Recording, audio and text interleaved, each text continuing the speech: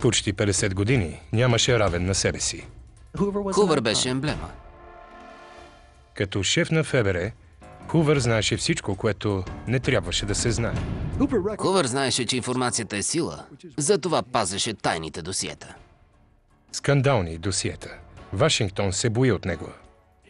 Твърдеше, че знае тайни за политиците и публичните личности и това бе неговото оръжие.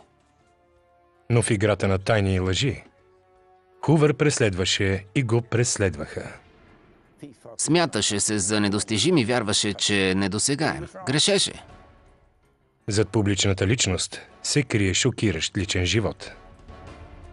Имаше два проблема. Беше пристрастен комарджия и явен хомосексуалист. В неизвестната история ще навлезем в тайните на Едгар Хувър. Исторически загадки. Тайните на Едгар Хувър. Едгар Хувър беше колос. Той олицетворяваше почтеността, въплъщаваше честта, смелостта и лоялността. През май 1972 е намерен мъртъв в апартамента си в Вашингтон. Величието на Едгар Хувър е неразривно свързано с организацията, на която посвети целия си живот. Когато погребалните агенти пристигат, къщата му гъмжи от непознати мъже с костюми, които претърсват всичко отгоре до долу. Това е краят на една ера.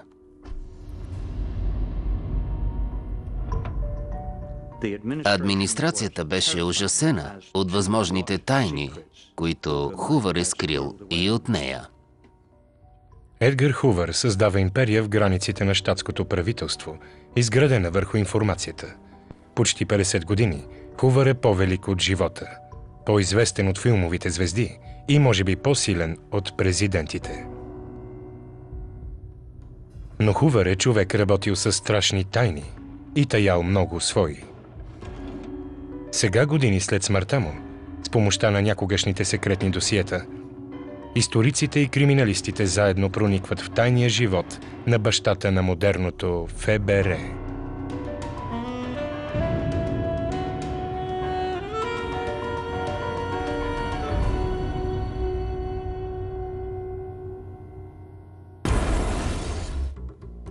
През 20-те години вълни от престъпления разтърсват нацията. Кризата ражда престъпните, колоритни и безмилостни гангстери като Джон Дилинджър.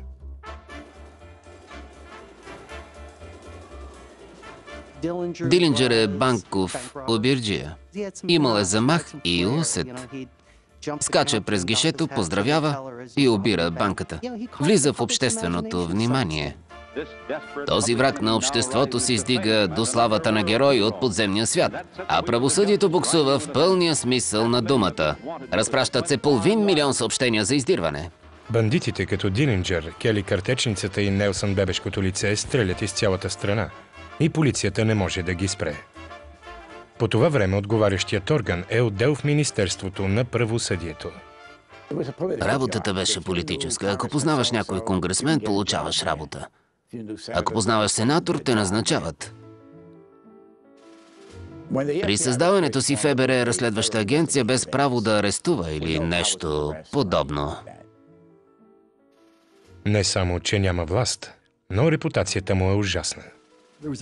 Имаше сериозни скандали, свързани с бюрото през Първата световна война и след военните години относно неговите агенти. Представите бяха за корумпиран агент от сухия режим или за кийстонските полицаи. Изправен пред критиката, главният прокурор уволнява директора му през 1924. На негово място постави амбициозния младеж от Вашингтон Джон Едгар Хувър. Хувър използва влиянието си във Вашингтон, за да получи работата. В началото става изпълнителен директор, но бързо се доказва, че е единственият за тази длъжност. Тази работа се оказва създадена за младия Хувър. Когато Хувър дойде в бюрото, разчистваха, но той веднага наложи строги правила. Искаше да си създаде имидж на агент-джентълмен, неопозорена личност и в резултат на това създаде здраво контролирана организация. За 10 години Хувър и новите сили за борба с престъпността залавят и убиват най-търсените гангстери, включително Джон Дилинджер. Младият шеф на ФБР вече е забелязан и става звезда. В представите на американците антигероите са заменени с новия символ – агентът от ФБР. Агентът е на местопрестъплението. Експеримент в лабораторията на криминалистите. Обликът на бюрото е променен. Агентът може да се бие с юмруци, а с ума си да разкрива престъпления. Бюрото е оборудвано с модерна лаборатория и досиетата на всички познати престъпници в страната. Хувър използва политическото си влияние, за да направи ФБР най-добрата правораздавателна агенция в света. В този момент тя е оглавявана от агент номер 1 Едгар Хувър. Престижът на новото ФБР не е случайен. Хувър имаше екип за връзка с обществеността, по-силен от всеки холивудски актьор. Работата му бе да осигурява присъствието на ФБР и Хувър във вестниците всеки ден. ФБР имаше цял отдел за досиета, наречен архив на престъпниците, който трябваше по-скоро да се нарича отдел за публичност. Ако целта е да се изгради добро име на ФБР, стратегията е бюрото да е синоним на един човек. И той е Едгар Хувър. Контролираше пресата. Играта с нея е, че тя получава информация и става задължена. Пресата не би критикувала Хувър. Всички вярваха на Хувър. За Бога Едгар Хувър беше като Господ. Ще подчертая, че ФБР е близо до вас, както най-близкият телефон. ФБР е ваше. То е вашата защита по важни правни въпроси. Когато поема ФБР, свършва добра работа. Създава агенцията, която е високо уважавана и една от най-добрите в правораздаването. Но тогава, както всички в Америка, и аз не знаех за другите и съпътстващи дейности. Някои от тях започват, когато САЩ се включва във Втората световна война. Президентът Рузвелт упълномощява Хувър да използва подслушватели в случай на необходимост за сигурността. Това дава право на Хувър да следи и да поставя микрофони. ФБР нарича тази работа черните операции. Можеше да следи когото си пожелае. И това сложи началото на нарушаване на свободите. Свързвахме студената война с ерата на Макарти, но би трябвало да се нарича не макартизъм, а хуваризъм. Шефовете на бюрото решаваха кой е заплаха за нацията. В резултат на това масово се наблюдават гражданите. Но ръката на Хувър се протяга към спалните на хората. Ръководи разследвания срещу прелюбодеянията и хомосексуалистите. Хувър започва да защитава моралните ценности. Както комунизма, и това беше негова мания. Изживяваше се като съвестта на народа. За Хувър това е рисково предложение, защото и той е под ударите на слуховете за връзката му с втория човек в ФБР – Клайд Толсън. Когато хомосексуалността е отхвърляна, Хувър се стреми да изгради свой здрав морален облик. Започва да събира информация за хомосексуалистите. Хувър беше абсолютен хомофоб. Искаше да идентифицира всеки гей в Съединените щати. Целейки се в хомосексуалистите, Хувър прави тайна програма, наречена «Отклонение от пола». Идеята му е да открие всички хомосексуалисти, които предстои да бъдат назначени на държавна работа. Хомосексуалността е извън юрисдикцията на ФБР. Не е федерално престъпление, но Хувър твърди, че тези хора са заплаха за националната сигурност. През 40-те и 50-те години, когато Съединените щати се страхуваха от съветско влияние, вярваше се, че има доказателства в подкрепа на твърдението, че хомосексуалистите по-лесно ще бъдат изнудени от руснаците. За Хувър, всеки подозрителен или уязвим към изнудване трябва да се разследва от ФБР. Напредъкът на техниката дава на агентите още по-голям достъп до личния живот на приятелите и враговете на Хувър, включително президентите, при които е работил.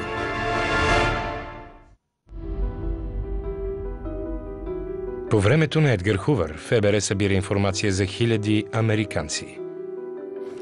Тайните досиета на Хувър са ключът към безграничната му власт, но остават обвити в тайнственост. Тези папки се държат отделно от централната система на ФБР, заради секретността или заради незаконно събираните данни. Когато Хувър умира през 1972, личната му секретарка Хелън Ганди унищожава секретните папки, които Хувър пазил години наред. Доколко е била запозната с личния му живот, не знам. Тя беше негова секретарка 40 години и той никога не я нарече Хелън. Тя бе госпожица Ганди. Работеше за него от самото начало и пазеше директора си. Когато е видяла, че досиетата не са в ръцете на Хувър, вероятно страшно е недоумявала какво да прави. Никой не знае колко папки е унищожила и какво са съдържали. Конспираторите могат да си представят най-страшното. Запазеното проговаря години по-късно пред изследователите. Мръсотията в личните папки на Хувър е като тази в канализацията. От своя страна, ФБР отрича, че Хувър имал тайни досиета за властимащите американци с цел изнудване. Ганди заяви, че това е лична кореспонденция до приятели и работни писма. Не са били мръсните досиета за целия конгрес и политическите фигури във Вашингтон, за които се мисли, щом се заговори за папките на Хувър. Историците и изследователите, изучавали историята на агенцията, твърдят, че в папките имало много повече, отколкото Ганди признава. Тези данни не са регистрирани, т.е. те нямат входящ или сериен номер в системата на ФБР и така теоретично не съществуват. Това позволява на директора на ФБР да отрече, че са правили каквото всъщност са правили. Не знаем всичко, което Хувър е пазил в тайните досиета, но знаем много за това как е събирана информацията за тях. Бил Търнър е агент на ФБР при Хувър през 50-те години и е обучен в незаконно следене. През 1958 година бях избран да уча в звуковото училище на ФБР. То не беше законно. По тази програма изучавахме изкуството и умението да поставяш подслушватели, а също и как се правят обири. Хувър поставяше микрофони, защото това бе краткият път за получаване на информация, а нямаше друг. Търнър участва в черните операции.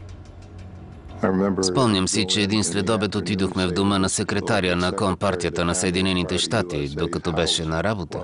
Взехме една камера и списък с членовете на партията. Не можехме да го използваме в съда, защото бяха незаконно придобити, но това ни показа кой е в партията. По-нататък, културата на беззаконие еволюира в бюрото. Ако правиш нещо и не те хванат, действай. Хувър се спасяваше, защото никой нищо не знаеше. Нищо не е било известно, защото информацията е в папките на Хувър. Тео Харис използвал закона за свобода на информацията и получил 17 000 страници, които не са били унищожени. Рисуват смайваща картина за директора. Папките на Хувър разказват за директора на ФБР. Бил е изискан бюрократ, който добре е разбирал властта. Когато влизал в образа на много почтителен и имал до някъде сервилни отношения с президентите, той е преследвал своите цели. Целта на Хувър винаги е да увеличава властта на ФБР и да държи здраво агенцията. Тази цел не винаги се харесвала на президентите, при които работил.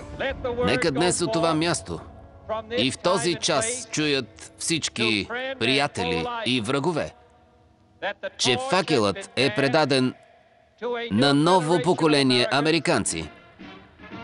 През 60-та година Хувър е на 65 и наближава възрастта за пенсиониране. Тогава избират за президент 43-годишният Джон Кенеди.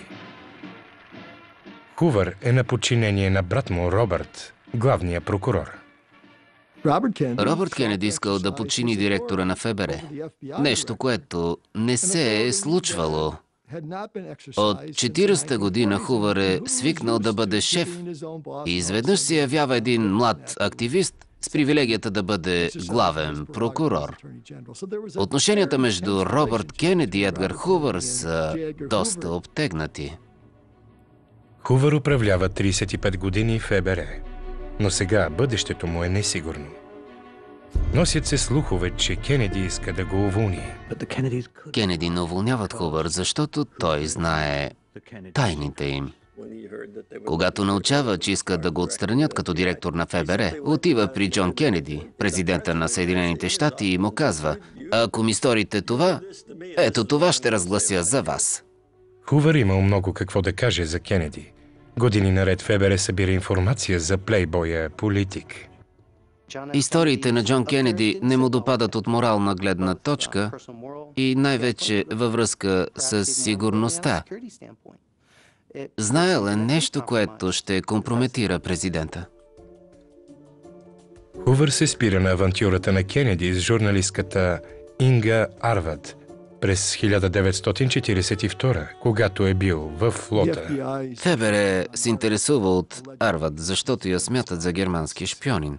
Това е старо предположение, но в резултат на което я подслушват и хващат разговор с Джон Кенеди, който тогава е в Чарлстън, Южна Каролина.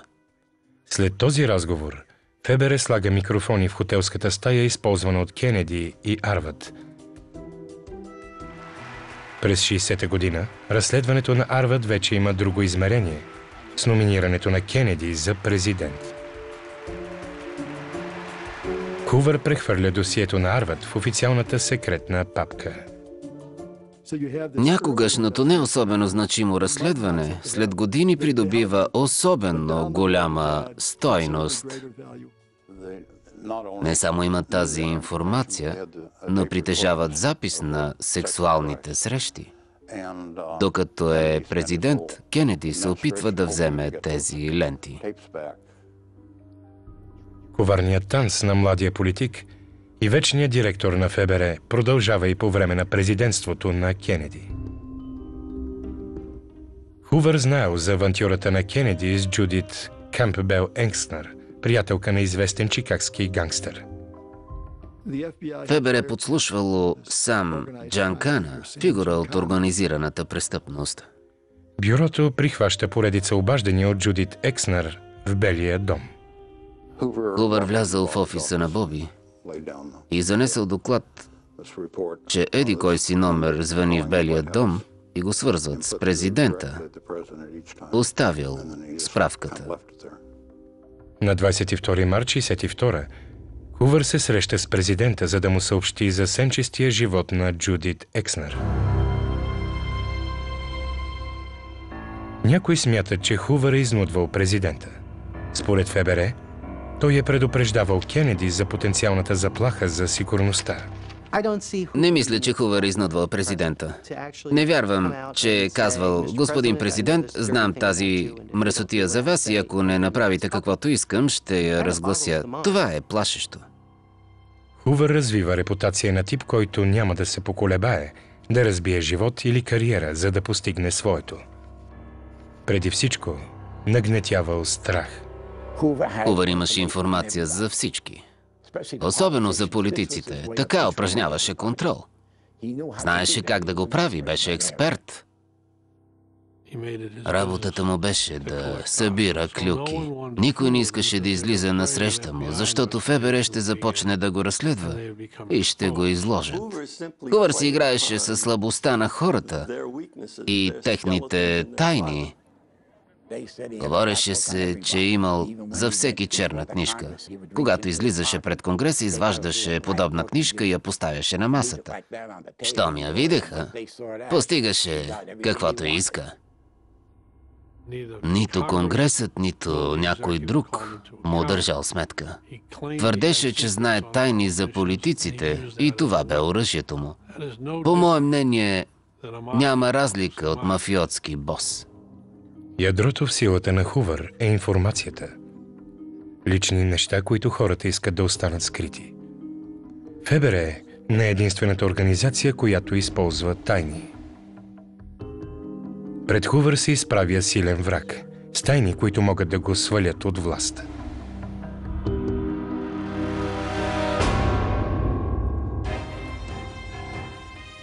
Докато Хувър изгражда ФБР като най-добрата правораздавателна организация в обществото, израства криминална групировка с безпрецедентна сила и влияние. Американската мафия. Само Хувър може да я спре, но решава да не го прави. Негов интерес е да не преследват някои хора. Бил Бонано е син на нюйоркския престъпен бос Джозеф Бонано, управляващ една от мафиотските фамилии по времето на Хувър. Хувър беше сам. Играеше си игрите и се стремеше към власт. Интересно ми е, че неговата история и тази на нашия свят са в паралелни коловози. Стремят се към голяма власт и се опитват да я използват. Хувър познава добре властта и знае, че трудно ще се справи с сложната престъпна мрежа на мафията. Известна му е корупцията, свързана с организираната престъпност. Добре знае какво се случва. Не искаше да излага агентите си на риск. Заплахата заради корупция е една от причините Хувър да не забелязва, че престъпната империя се разпростира из страната. Хазартът е голямо зло.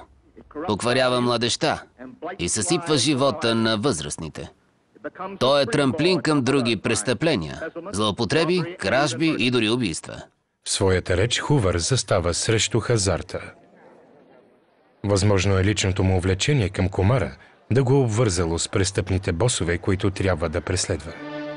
Конни състезания на историческото трасе в Пилниково. 11-те 3-годишни коня влизат в залога. 30 000 присъстват на 78-то състезание. Сред тях е шефът на ФБР Едгар Хувър и Клайд Олсън. Конните надбягвания стават дойна крава за мафиотите Франк Кастело и Майер Лански, които монополизират пазара на нелегалните залагания. Пускат се към славата и парите. От края на 30-те години на миналия век наричат конните надбягвания спорт на кралете. Хората от моя свят, които обществото нарича мафия, създават система, наречена кабела.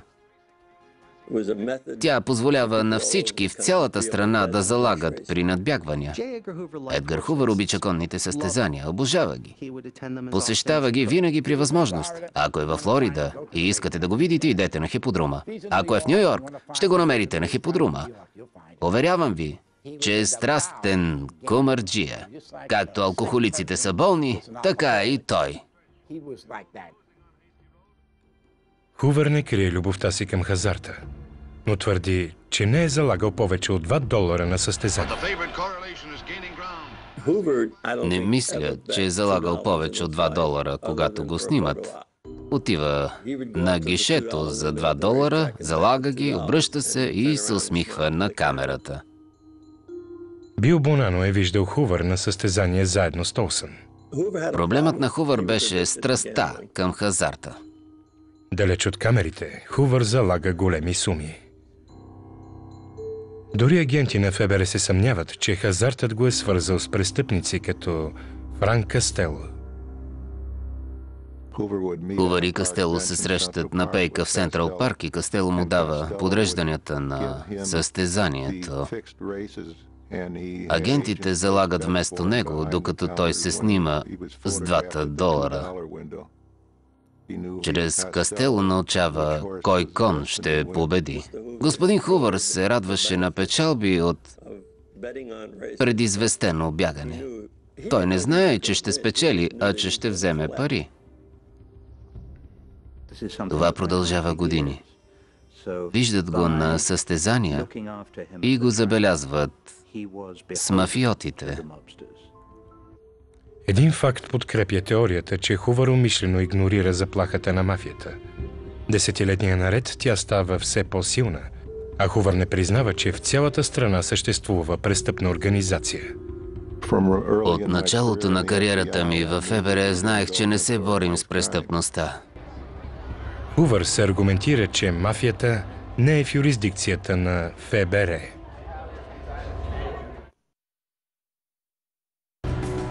Не само Кастело иска благословията на Хувър.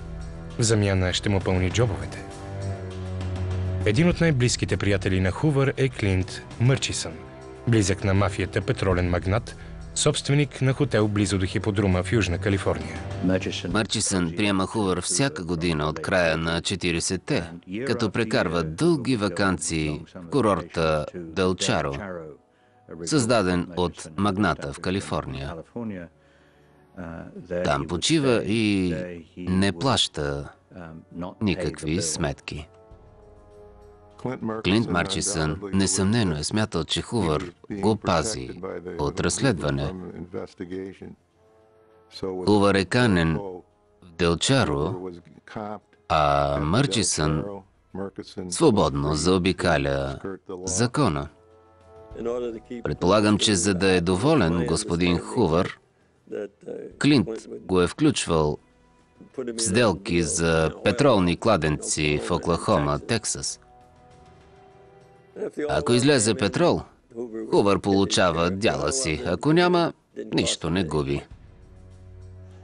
Имаше много петролни акции, за които не даде разумно обяснение.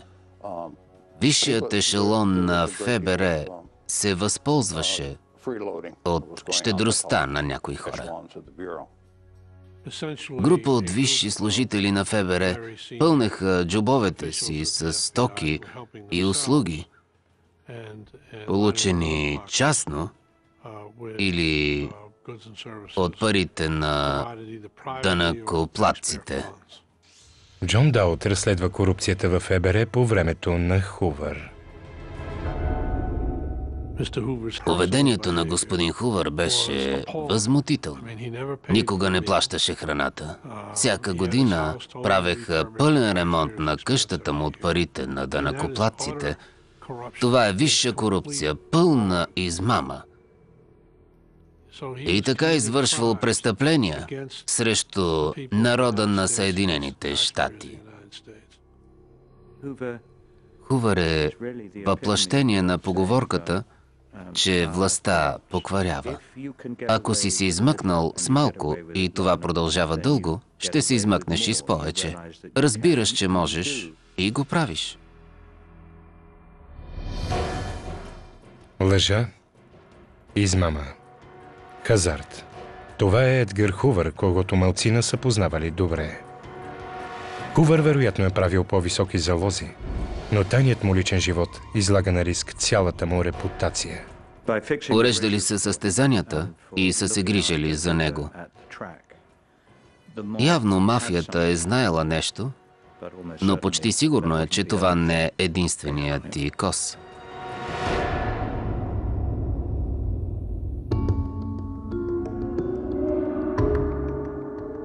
Въпреки известността на Хувър, американците знаят малко за личния живот на известната личност. Тъмната страна на шефа на ФБР може би крие по-унищожителни факти от хазарта и връзките с мафията. Зад имиджа на твърдия мъж се спотайва женомразецът. От края на 30-те години Хувър е свързан с мъж, който е негов постоянен компаньон до края на живота му. Това е Клайд Толсън. Хувър и Толсън се познават от края на 20-те години, когато Хувър го назначава в ФБР. Бързо впечатлява Хувър и се издига в агенцията. Толсън беше човекът, който постоянно е до него, както като приятел, така и в работата. Той беше томахавката, която изпълняваше заповедите на Хувър. До смъртта на Хувър двамата ходят заедно на работа всеки ден. Редовно обядват в хотел Мейфлауър в Вашингтон. На масата стоят с гръб към стената, за да видят, ако някой иска да ги застреля.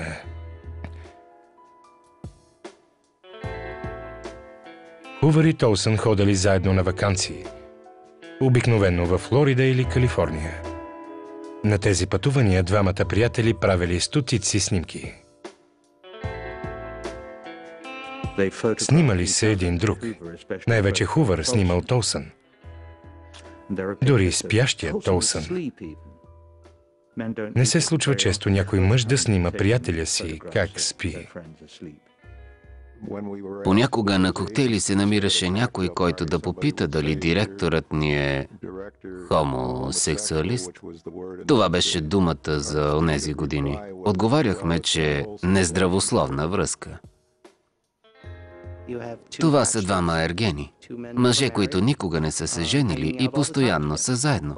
Въпросът е дали са хомосексуалисти, но няма как да се разбере.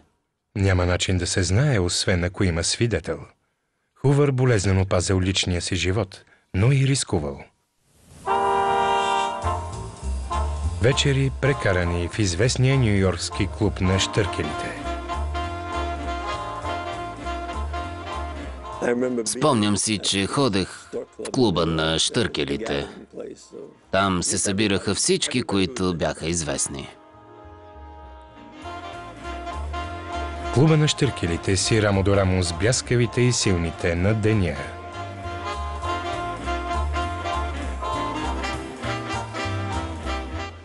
Мястото е опасно за Едгар Хувър. Клубът се държи от бивш контрабандист, свързан с мафията. И по-специално с Франк Кастело, познат като премиерът на подземния свят. Това е същият мафиот, който се смята, че прави залозите на Хувър.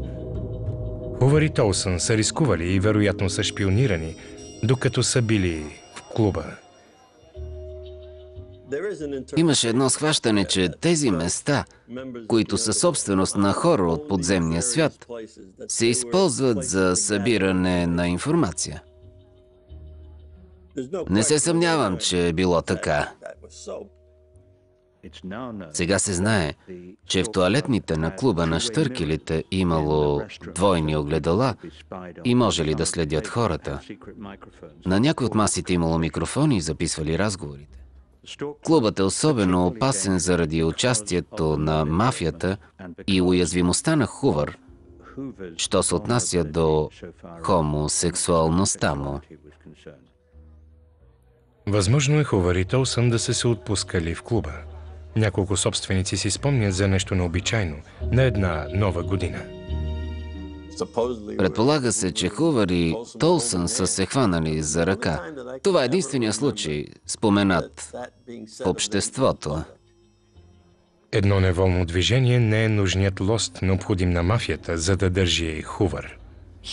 Няколко мафиотски източници са споменавали, че мафията има кос срещу Хувър. Трима твърдят, че имат доказателство за хомосексуалността му.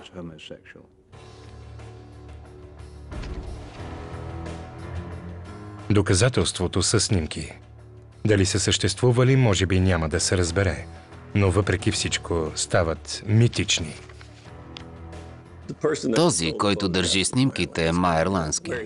Нямам представа откъде ги е взел, но той ги притежава. Имаха негови снимки в компрометираща поза с друг мъж.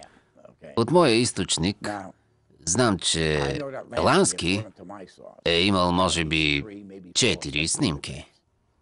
Следователят Галинаро твърди, че е видял една от тях по време на разследването на мафиота Люис Розенстил през 70-те години.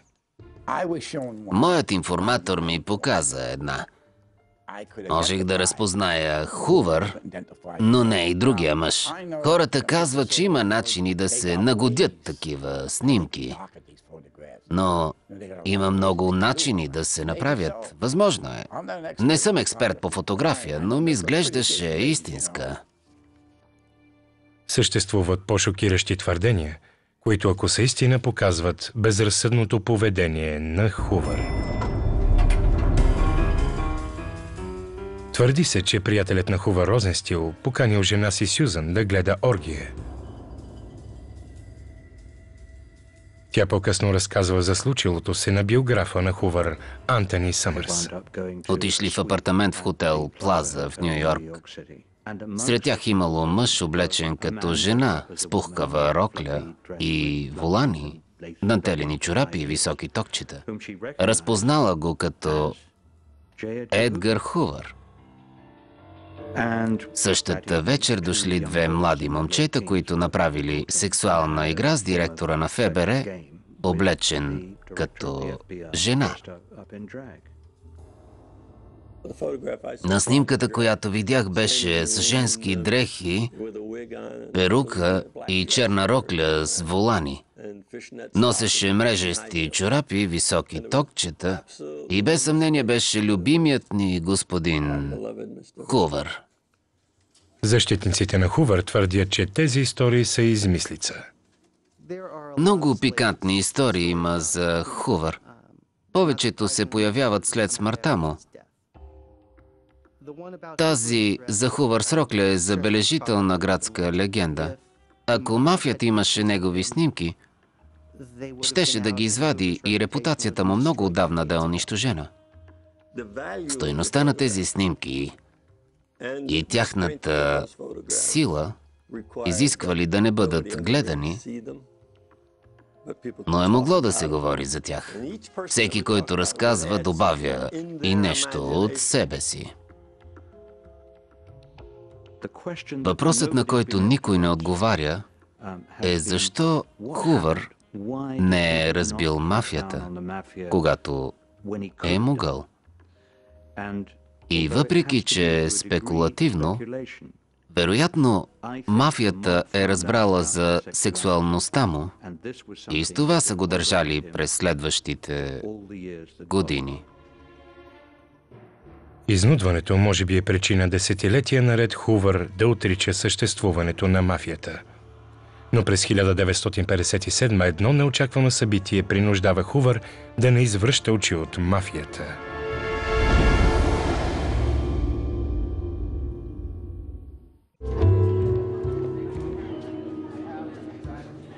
През 1950 мафията в САЩ вече е неконтролируема.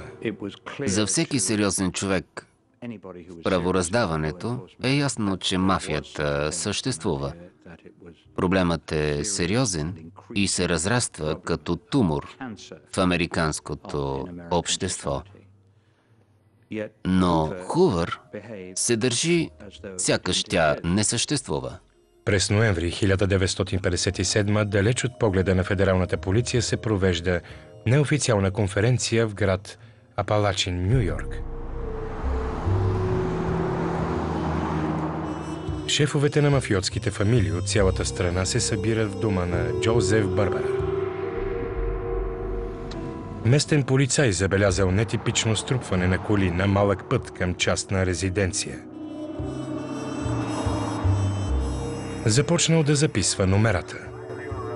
Участниците в срещата забелязват, че полицията проявява интерес и мнозина се разпръсват.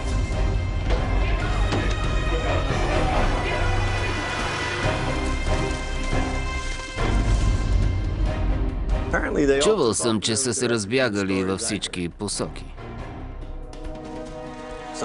Някои се скрили в гората, но 6-7 души останали. Показали се по-умните. Този набег се оказва символичен, за да поставят в центъра на вниманието това, което американците наричат мафията на Съединените щати. Едгар Хувър, както всички разбира на сутринта от вестниците за срещата на мафията.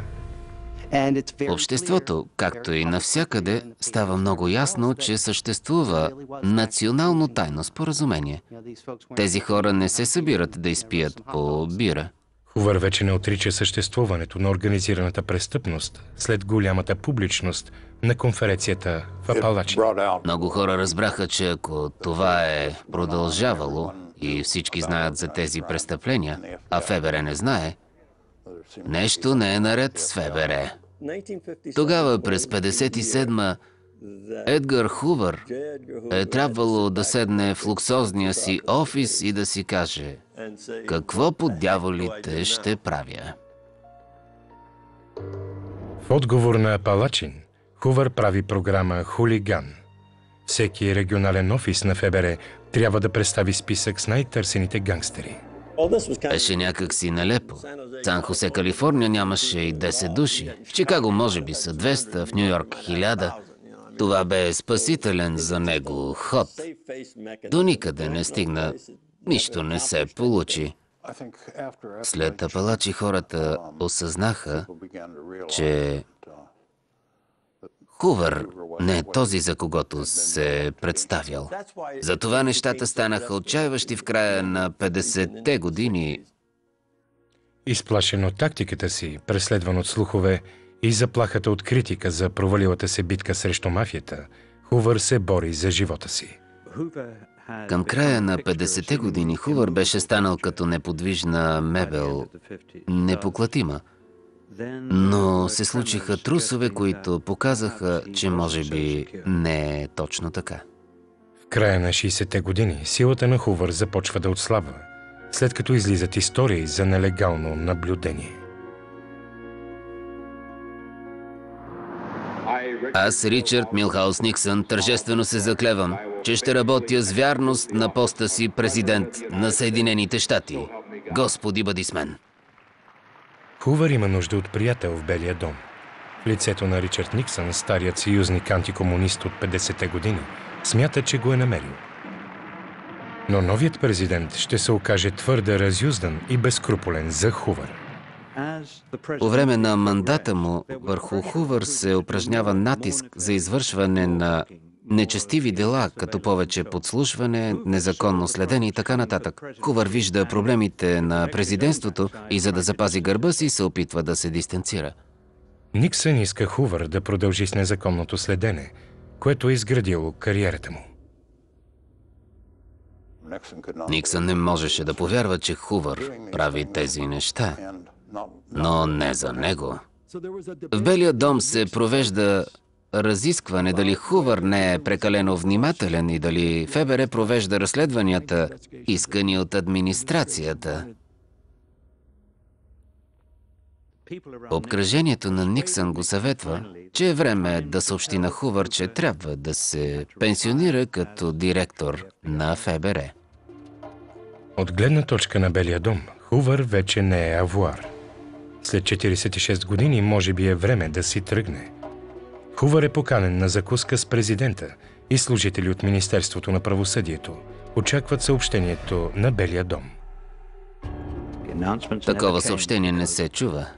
Никсън никога не е имал смелост да уволнява и сега не е дръзнал.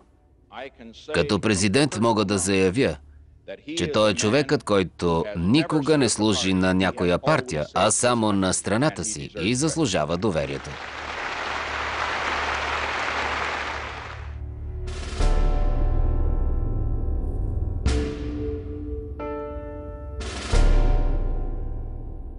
Хувър умира в дома си през май 72, когато Никсън е на власт. Силата и влиянието му са ненадминати, след като почти половин век оглавява ФБР. Страхът от досиетата надживява Хувър. Никсън е притеснен като всеки друг. Все още няма отговор на някои от най-секретните материали. Изнудването на голям брой хора.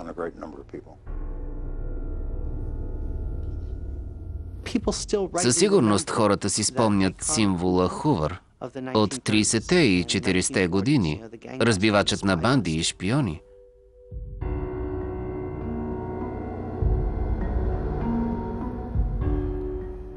А новите подозрения се промъкват и дават цвят на репутацията му.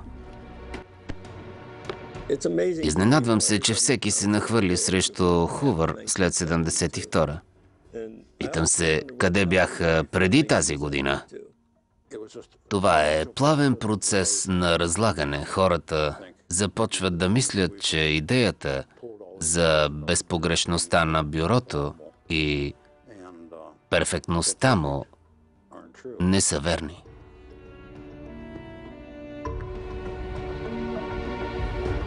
Злоупотребявал из власт, накърнявал гражданските свободи и оказвал натиск над политиците. Това опетнява репутацията му. Години след смъртта му все още знаем много малко за дискретния за себе си човек. Когато Хувър умира, Толсън е като вдовица пред обществото. Хувър определя Толсън за изпълнител на завещанието и му оставя имението си. На погребението на Хувър предават знамето от ковчега на директора на съкрушения Толсън. Много от тайните на Хувър отиват с него в гроба, но тези в оцелелите секретни папки започват да се разпространяват в обществото. Несъмнено, ако Хувър беше останал жив при това разследване и откриване на документи, нямаше да остане директор на ФБР.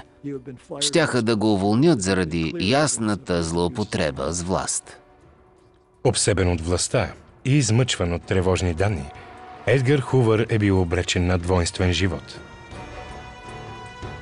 Борец срещу престъпността, пешка на мафията, ловец на шпиони и изнудвач, американски герой и американски лицемер. Хувър ще се запомни с всичко това, но едва ли най-могъщият директор в историята на ФБР би искал да е така. С тези последни думи ще ви кажа мотото на ФБР. Вярност, смелост, почтеност. Нека бъдат скъпи за вас и ви служат за пример, какъвто бе нашият стремеж. Благодаря. Преводач Лили Димитрова. В филма озвучиха артистите Росен Плосков и Илиян Пенев. Тон режисьор Евгений Манев. Обработка Студио Доли.